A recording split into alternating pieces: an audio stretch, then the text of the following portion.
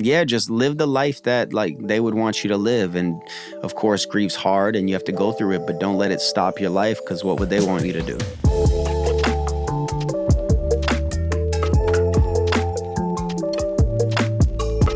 Roland, as you told me when I first met you, you lost your friend Juan in August 2022. Yeah. So Yeah. that's a few months ago. Yeah. Yeah. I mean, what this is, I've had a lot of conversations, and most of the conversations in this podcast, are people are further down the line of grief. So it's always intriguing me to talk to someone that's still, I don't know where you are. We're about to find out with it, but it's very fresh. And what you just spoke about, how grief changes you and grief changes in general. Where are you with that right now?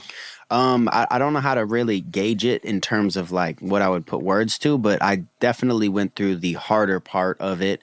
There was a time where I couldn't even really speak about it without being just like super choked up about it, or like letting the thoughts at least go crazy. So I'm at a much better place like that. I feel like it hindered my creativity for at least the first 4 months. Like I wasn't able to do what I do, make music, have normal conversations. I feel like everything just led back to that. I'm past that, where it's just like I've kind of learned how to keep my lid on about it, but I still bring it up and try to share him as much as I can, just because I don't want the world to forget about him type shit, Yeah, I mean, I usually start my episodes, who are we remembering today? So I think you just hit the nail on the head there.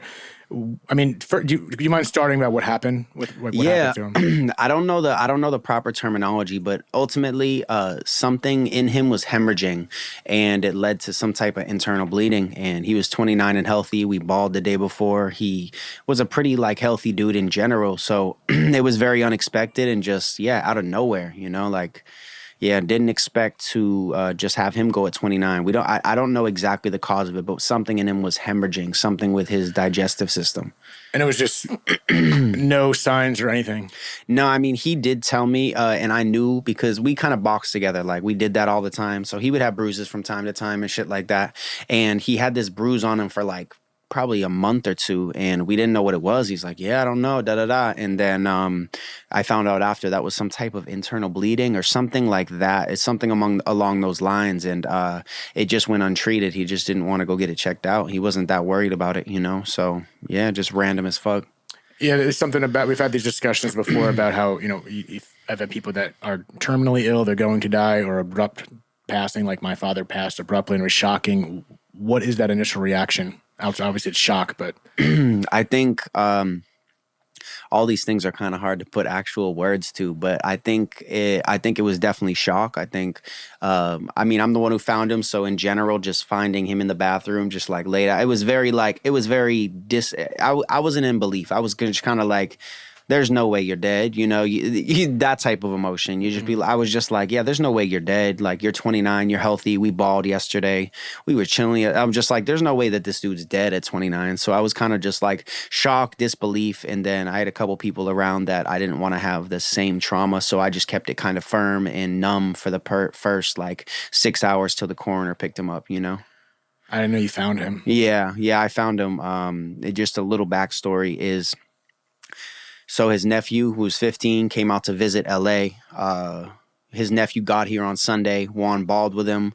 Then that night we were chilling at the house, drinking some whiskey, da-da-da. And then the next day, his nephew was out on the couch alone for like 5 hours. And I'm like, yo, Juan, like, do something with your nephew. He's only here for 7 days, da-da-da. And he was like, I'm sorry, my stomach's just killing me. And then I ended up bringing his nephew to ball. Before we went to go ball, me and his nephew, 15, was sitting on the couch, and I heard like a bang, and I was just kind of like, oh, Juan's in the shower and dropped something. And I also heard a shower curtain open. So I was just like, I'm assuming that, he just got in the shower and then dropped something. And then I went to ball. And then when we came back, his nephew was like, I think Juan's in the bathroom. And I'm like, all right, well, let me check. And Juan got a little drunk sometimes. So I was like, let me look in the bathroom and see if he's too drunk. And then I opened it and saw his leg. So then I had his nephew go use my shower.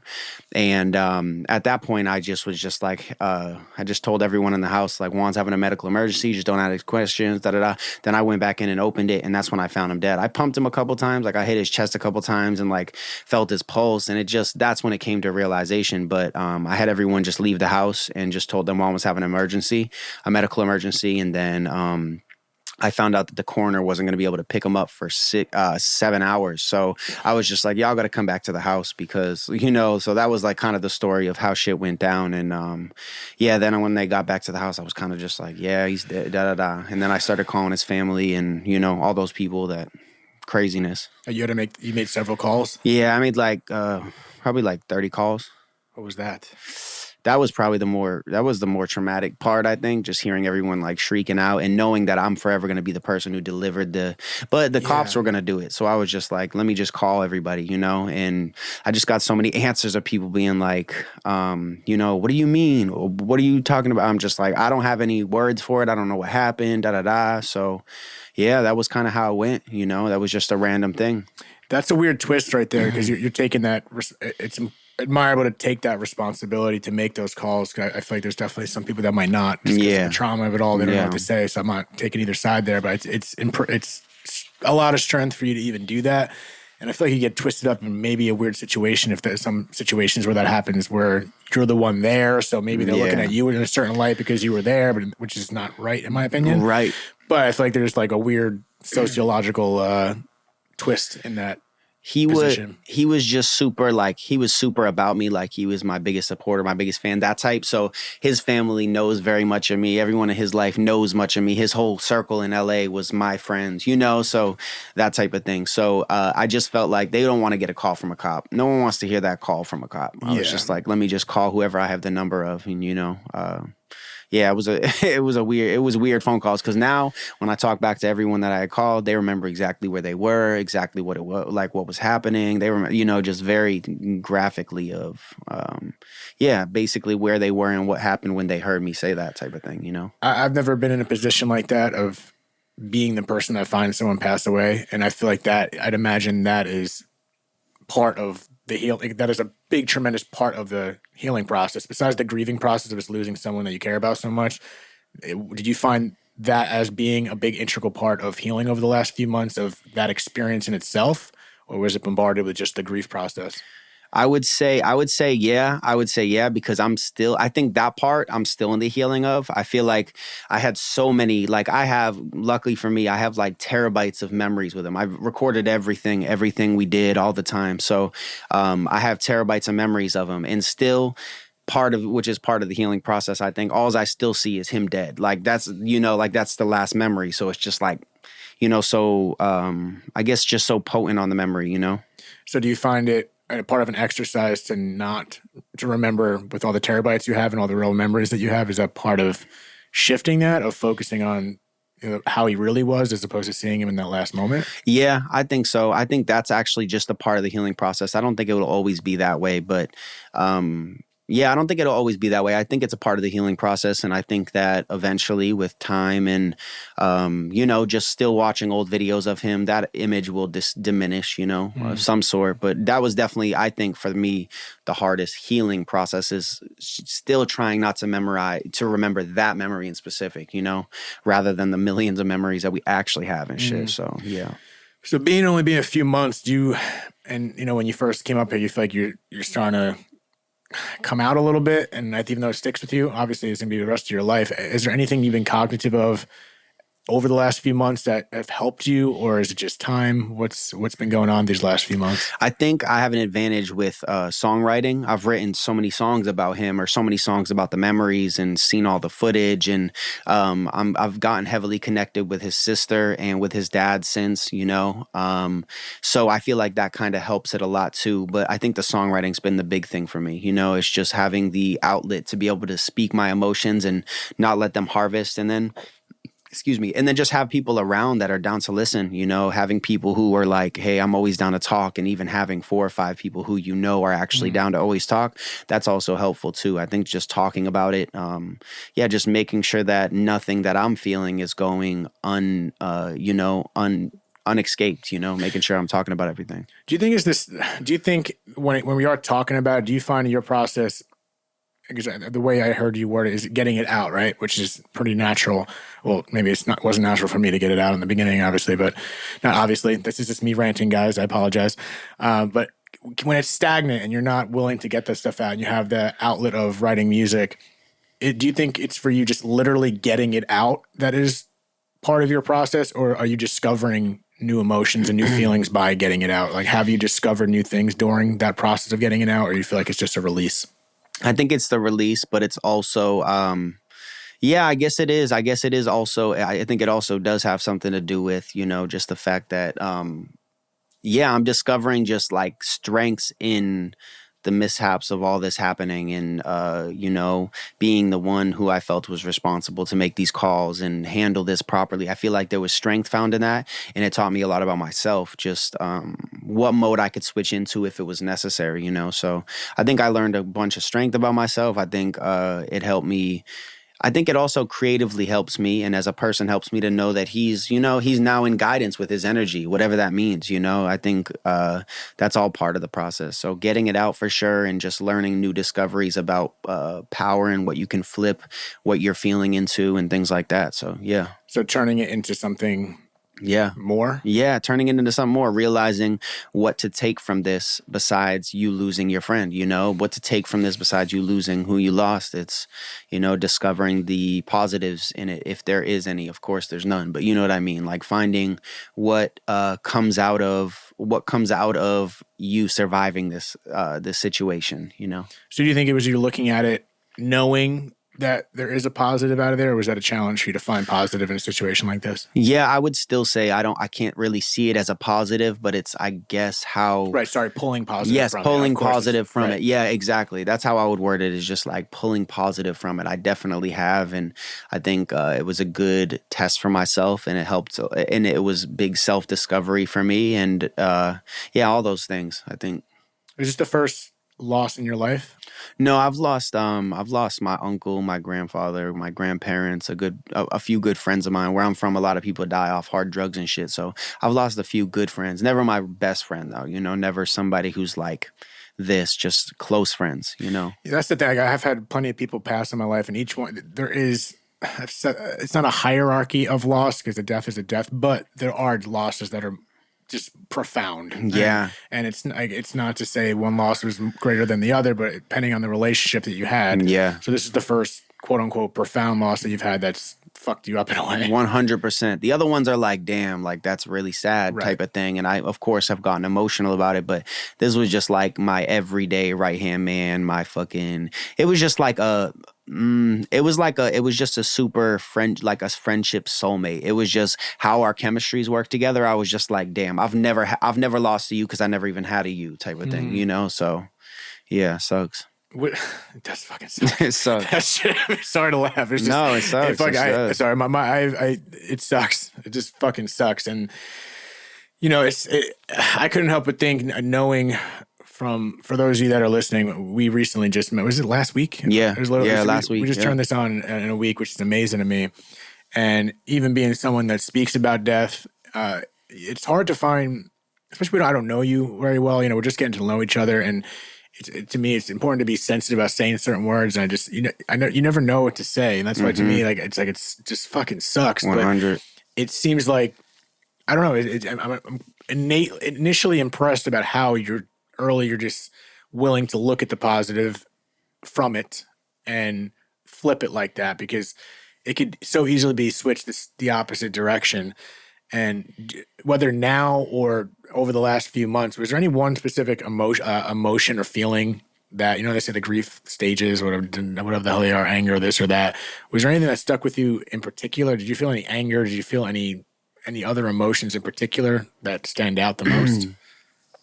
That stand out the most, I would say, emotions. I would just be like, I would probably just say confusion. I would be just like, confusion on like, I guess the art of how someone's life just expires at that age, that's been something I've been stuck on. Like, I was just thinking, I'm like, we all going to grow old and we're going to have 29-year-old Juan. I think that's been something I've been super stuck on, but I don't really know what emotion that would be. It's just the thought that I'd be stuck on. Like, like 20, like it's a weird year to leave somebody, I'm just like, no one would have thought that Juan would expire at 29. It's just weird, Damn, you got me thinking. I feel like I've looked at it like that, but to think when someone dies at that age, I have contemplated like it feels like that's their eternal age. Yeah. It is weird. It is, God, you got my brain in like a weird place right now thinking about how he's just 29 and that's and that's how That's the memory. We don't see Juan get old. We don't. Yeah, it just our life keeps going, and we're like, wow, we had 29-year-old Juan. Crazy.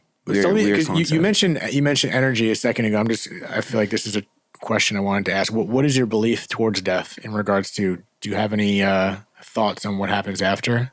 I think that what I want to believe and what I've kind of at least tricked myself to believe for this grieving experience, I would say it's just that like that the universe doesn't expel energy. Like where with the energy, his energy is still here, whether it's in a person, whether it's in just the air, whether it's in, just proximity to where I'm at, just whatever, like I think that's been kind of the only thing that I've thought about happens after death. We had him cremated actually right down the street from my house. So, and crazy story about that is his sister, his father, and me were the ones who went into the cremation process. And that was fucking creepy. It just the smell of the place, the whole night, it was fucking weird. And I think I could put this out there, but long story short, Juan's older sister, who Juan was like this with, he was super, super close, always grew up with.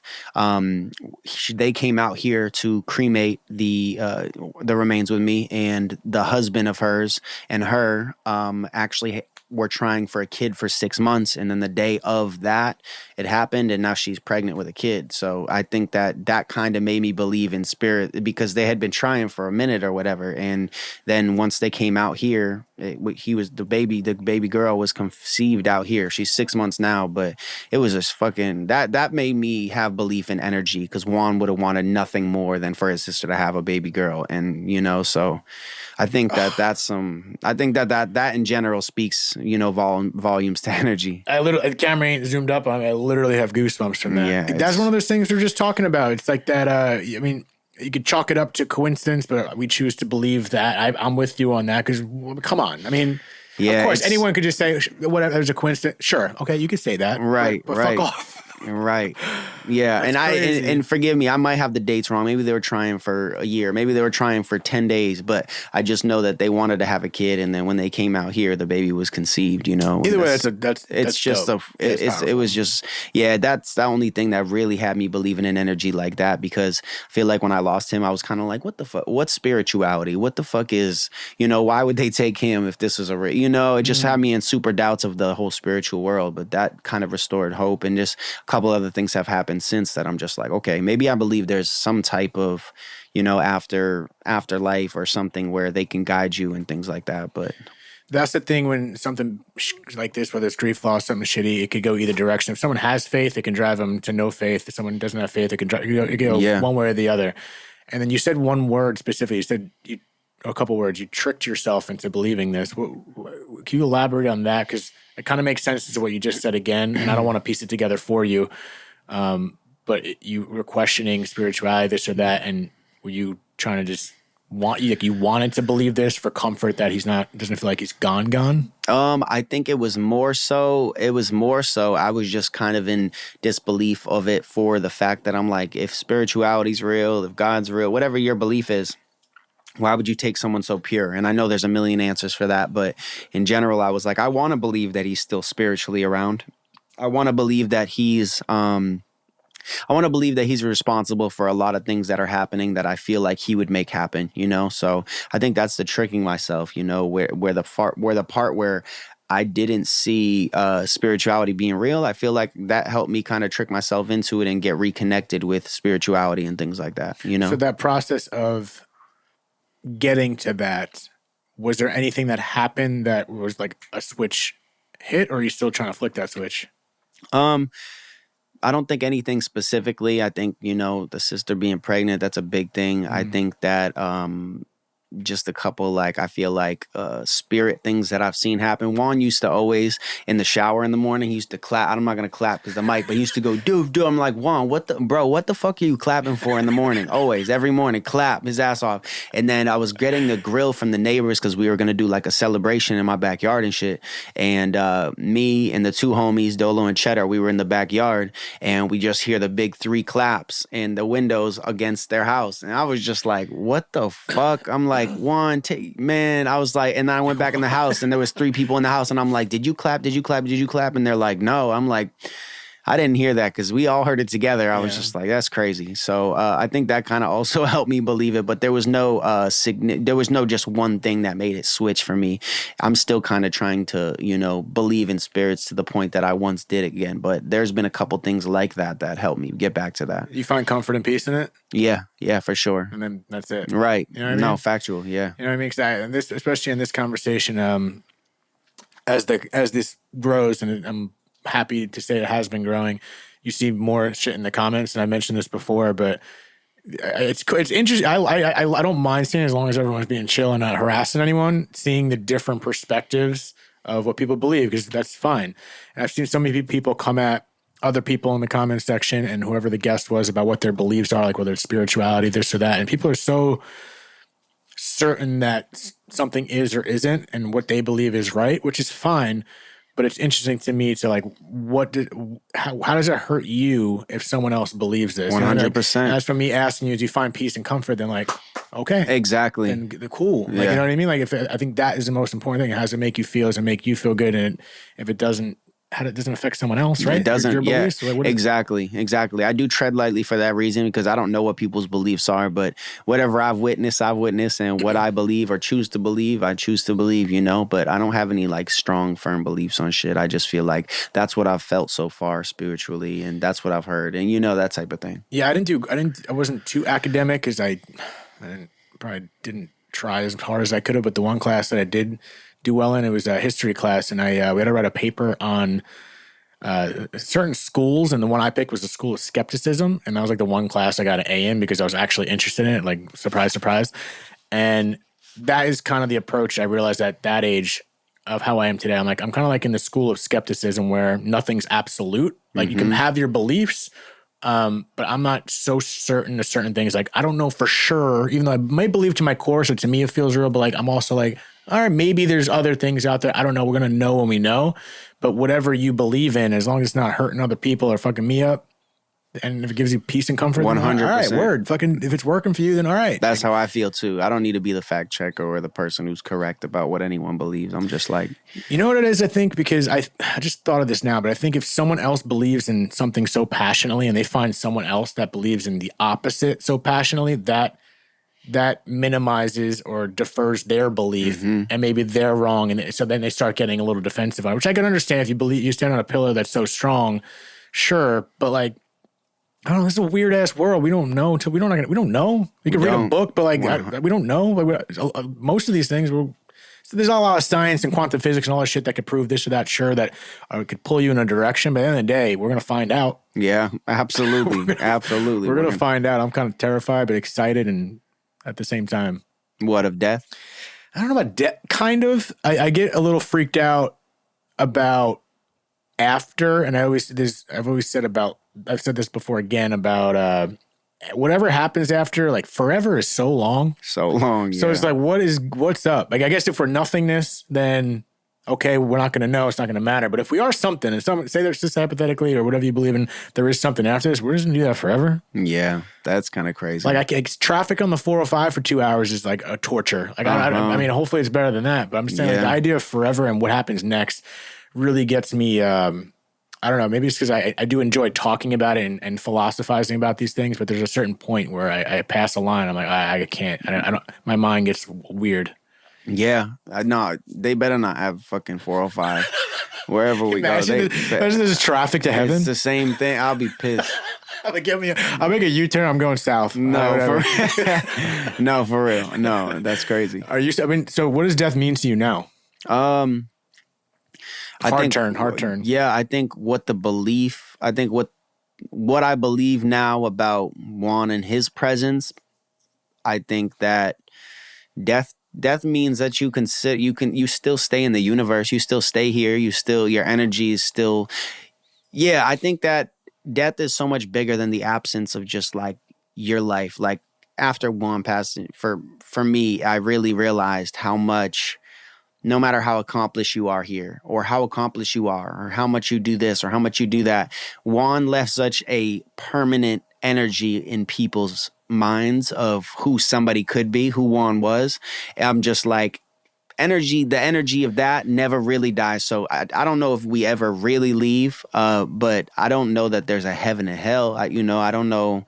I don't think that it's like you go and meet the devil and shit, but like, yeah, I think that your spirit will still stay. Maybe nothing physical, but you'll be floating out here, guiding your people, giving people signs when they need it.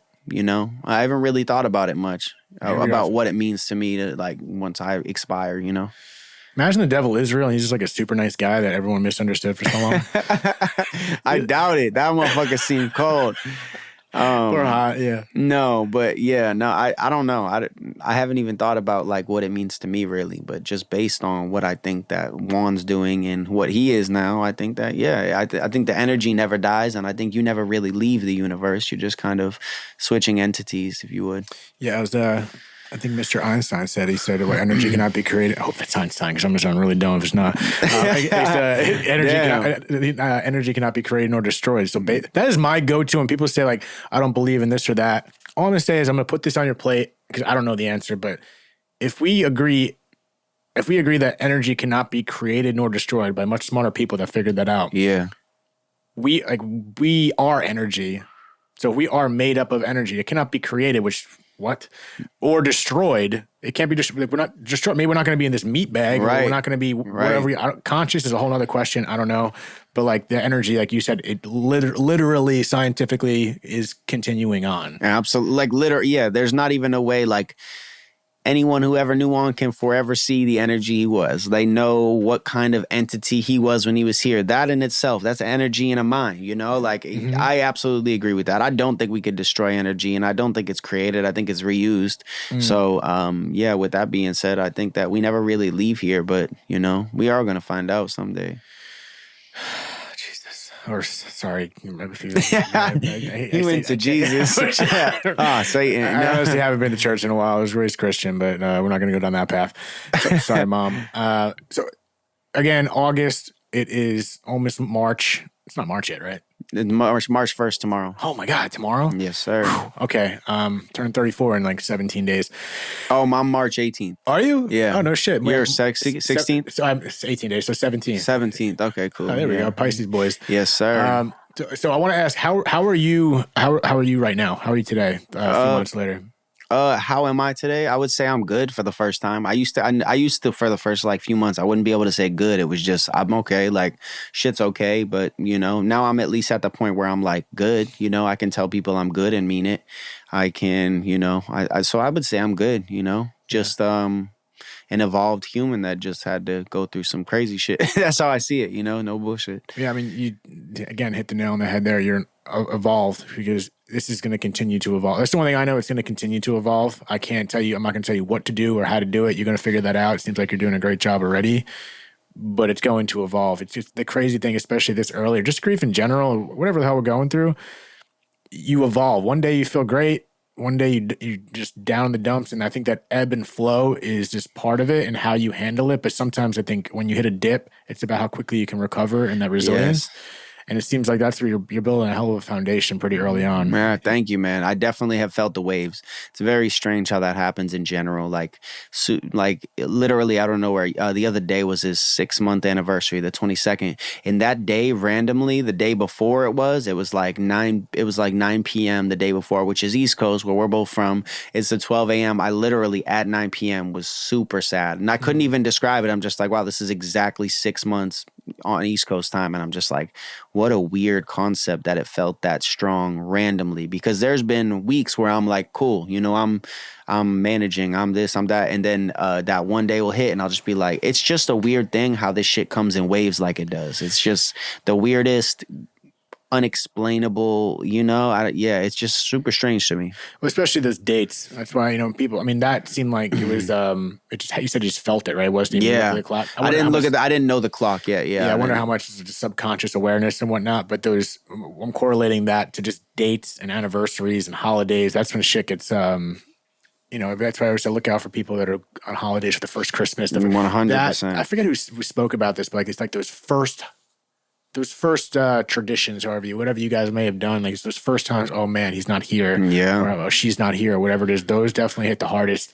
And it's like that, all the new firsts Yeah. are, I think, is like, that's like another experience. So I feel like it's in a whole, sometimes it could open up, and it's like another trigger. Yeah. You know what I mean? There's the first of something, if that makes any sense. I agree. Holidays was super weird for me too. It just feels weird to not, especially because we've been like living together for now 4 years. It would have been just like having him there every day during COVID. It's just like we built such a bond where it's just like now for sure all the firsts feel like it's just like I could imagine what the day would have been type of thing, So I do think that those have felt triggering. Like I would say this year at least, I don't know if it's going to continue to be that every year, but I did feel the 6 month. I did feel like the holidays. I felt like, it just made me kind of loop back into thinking about it like pretty heavily, So do you feel like you're at a place where it's, talking about him and remembering him feels like honoring him as opposed to opening up emotions, or is it a little bit of both? What was the question? Sorry.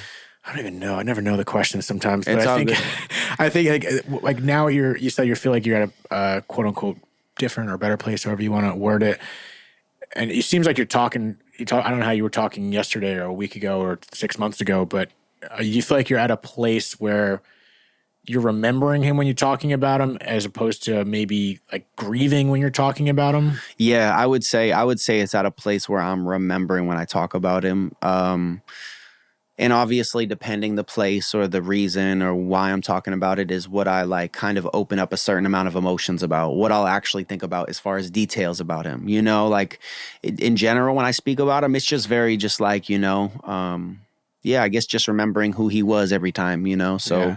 and just any chance I get, telling anybody that I meet on behalf of him, just like what kind of person he was, Because I feel like everybody just moves on and like shit just keeps going for almost everybody besides the close people to him. So, I think at this point I'm definitely remembering him, but I'm just trying to bring light to him whenever I speak about him or anything of that sense. We just want to make sure motherfuckers don't forget about him. That's the type of thing. I love that. Keeping that energy alive. Yes, for sure. Even though it already is, in my opinion. Yeah. What is one of your favorite memories or things about Juan?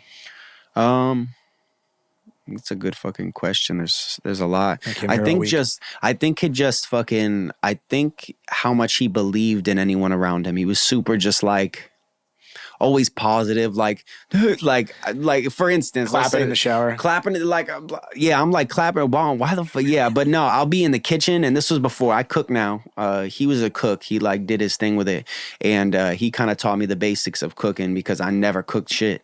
So anytime, like this is just an example, I'd be in the kitchen and I'd be making like a bagel. He'd be like chefing, and I'm like, motherfucker, it's a bagel and cream cheese, bro. He'd be like, he going in. I'll make like oatmeal and be like, this man killing. I'm like, bro, what the fuck? And then I think just his terminology and how he's a one-on-one, like the shit that he would say, bro. He was such a fucking comic. It was a fucking comic every day. Just like spoke like he was 86 years old, like a 86-year-old old man. He just, the way he looks at his phone, I'm just like, there's a lot of things that just make Juan super him, like in his bag. So those are a bunch of good memories. I think we have too many to count, but I think just him being the person that he was nonstop was the best memory. Like, yeah, man, you alluded to it earlier. It's just, it's frustrating, and all these weird thoughts come when you lose someone that just cut off like that, especially people that that are so charismatic and just important people in your life, and it makes you question those things like how or why, which are dangerous questions. I just really want to believe that there's, I don't know if a reason is the right word, but kind of, like there is a reason why some people get cut off short, and I don't like saying, they carried the burden so we could be better, but it's more just like the only thing we can control is how we continue our life. And I love how you're doing it, of honoring him in many ways and realizing what he left on you, because you can continue to carry that 100%. You know what I mean? So I think that's all we can do, but it takes time to get there.